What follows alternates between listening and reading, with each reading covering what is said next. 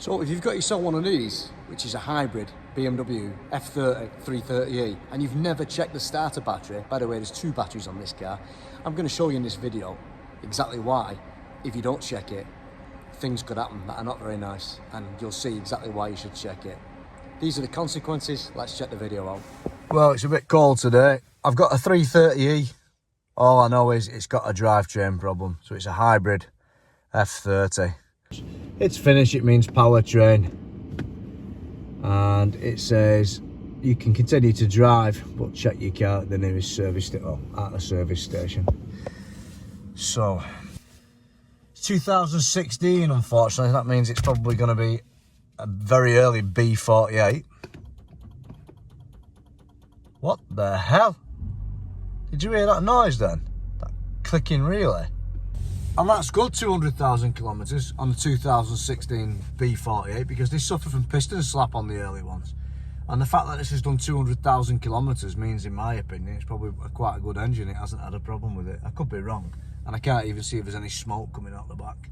But let's not speculate. It could be a high voltage problem, or it could be a problem with powertrain. But at the moment, it's just looking like a powertrain problem, so not the high voltage side. But again, you don't know. They just bring them here and nobody knows what the hell we need to do to it. So let's go and read fault codes first. See what happens.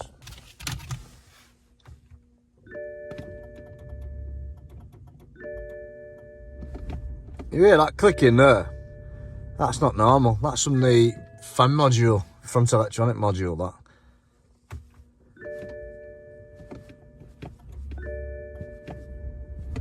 So that's weird. Never seen that before. There's always something you've never seen before. So here we are with the fault codes. Now, I've had these before in the past. I've had them where we always get these fault codes on these older cars. 222 8C8 starter unit auxiliary battery aged. Well, we have that a lot actually, but usually we change them. Now, I've never had one in 2025, 2024 or 2023 with the 2016 battery. They're usually all changed by now. So this is the first one I've actually seen so degraded, as you'll see shortly in the video, to the point where it actually stopped the starter motor working. Now look at the other fault codes. Start system pinion starter, timeout successively, occurred multiple times. Start system timeout. That basically means that the starter was attempted to be actuated, but it couldn't actuate and the system timed out. And lastly, we have 804095. The driver KL50L current overload. Well, that's the driver circuit, the hardware inside the front electronic module responsible for outputting.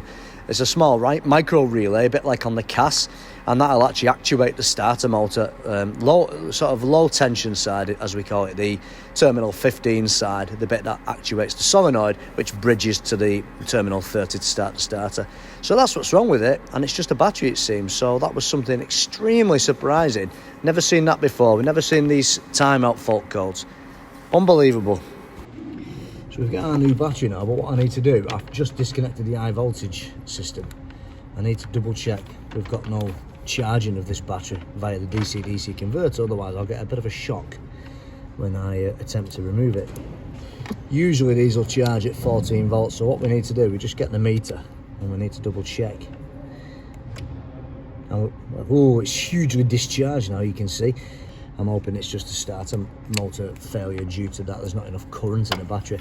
We need around 180 to 200 amps really for the starter. Well, we need 160 amps, but because the battery's discharged, the starter will require more current, because when there's less voltage, it needs more current, you know? It's as simple as that.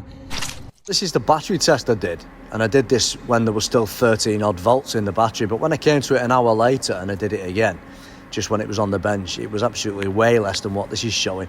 So essentially, we're looking at two things: how much capacity the battery can still contain, and also the resistance of the internal resistance of the battery cells, to be fair. And anything up to sort of 15 milliohms and beyond, it's like knackered, you know. Less than that, they can be knackered, but 15 milliohms, it won't start the battery at all. We've got 13.38 volts there. Funnily enough, state of health, state of charge 100%, but the starting current is only 170 amps, and it's well over 400 amps, the starting current of that battery. So essentially it's saying replace the battery, and the resistance, you know, is 14.3 milliohms. But a 1.8 kilowatt starter like that is a hell of a starter. The voltage drops, like it went to 10 point odd volts, then it's going to need more current to do the same work, because the starter still needs to do the same work, and it's going to ask for more current. So the thing is, we need to change the battery, simple.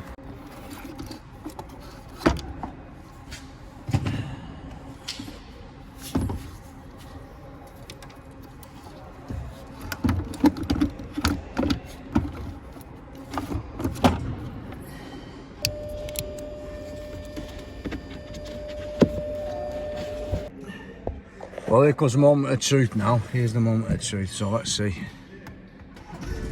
Perfect.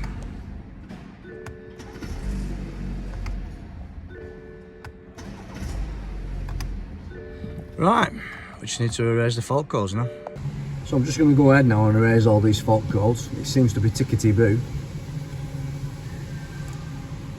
So as you can see, it's based purely on a, how can I say, the age of it really. If it's never been registered, it'll just come up with that warning. So it's not about measuring the battery through the intelligent battery sensor or anything like that.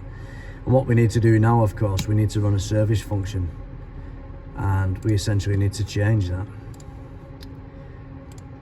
And we need to go to starter unit, and we need to do basically register a battery replacement.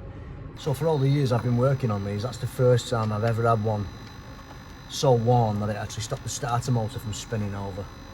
So it just goes to show you, you've got one of these from 2016 model year and it's on the original battery, you've been very lucky. I've actually seen them degrade much younger, you know.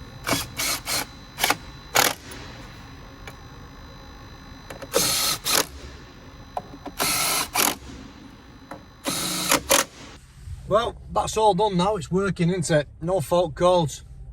Engine started beautifully. I hope you like that little video. Essentially it's a basic video, isn't it? But you know, not everyone knows how to start as well. Not everyone knows how much the battery can affect things. And you know, it's -15 yesterday.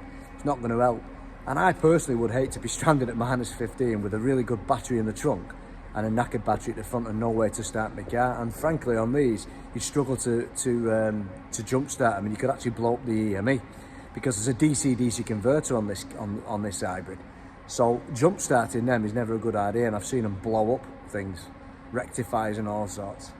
And then that's like thousands and thousands. So you have to just call recovery truck and get it sold in. I hope you liked it. Coming up to nearly 5,000 subscribers and quite a lot of views this month, so let's keep going. Don't forget, please subscribe and help me grow my channel. See you soon.